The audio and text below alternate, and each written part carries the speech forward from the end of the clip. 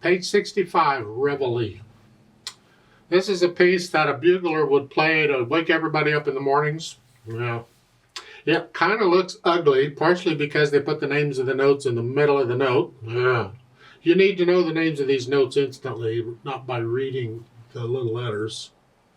But also because of all the eighth notes and things they're mixing up.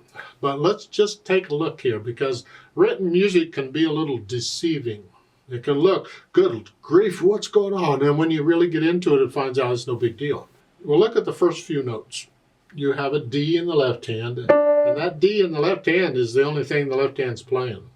If you look across in the bottom staff, that's it. And then in the right hand, you have a G and a B. Those are the only two notes there. So these three notes, and if you look at that, you'll see that's actually a G chord. That's the D on the bottom. It doesn't matter the arrangement of the notes. It's the names of the notes. That is a G chord, okay?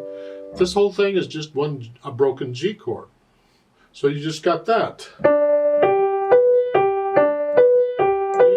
Adding the rhythm makes a little more sense out of it with the eighth notes. Now we do have a pickup beat, so we're coming in on beat 4. So it's 4 and 1 and 2 and 3 and 4.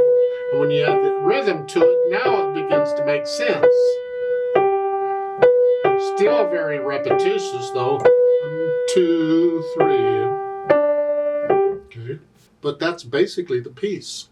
So something that can look kind of ugly turns out to be not so bad. Now sometimes you get a piece that looks really ugly, and it's really ugly. But a lot of times, once you get into it, you find out it's not quite so bad. Let's look this over. 2 lines long, treble and bass clef, 1 sharp in the key signature. It's in the key of G major. Go do my G major scale, 1 octave up and down. You should still be doing the C major scale also.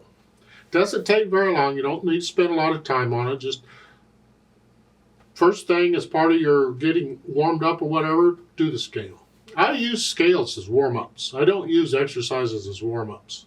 In college, when I was there, I didn't use any exercises or any of that stuff. Everything was done with scales and arpeggios. We'll get to arpeggios later. We're dealing with scales right now. So you can do all your technique and your dynamics, practice and all that with the scales. I've already more or less showed you the playing. It's just a broken G chord. Okay. As far as articulation goes, they have the phrasing in there. It's a sentence. Just at the end of the sentence, at the end of the first line. Just a little silence before you go on. Okay. Dynamics, it's loud. Don't get carried away. And it's all melodies. Okay. Then speed, allegro. And allegro is quick, fast. Some people say happy. I say if you're going to be happy, be quick about it.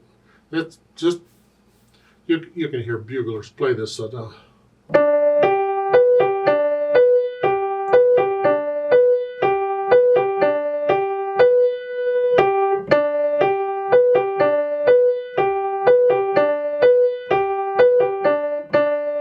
2, 3, off. Don't copy me, make it yours. You could go a little faster or a little slower than that. It's not a slow piece. You're not going to wake people up in the morning. That would be taps in the evening, but just, I'm not going to go.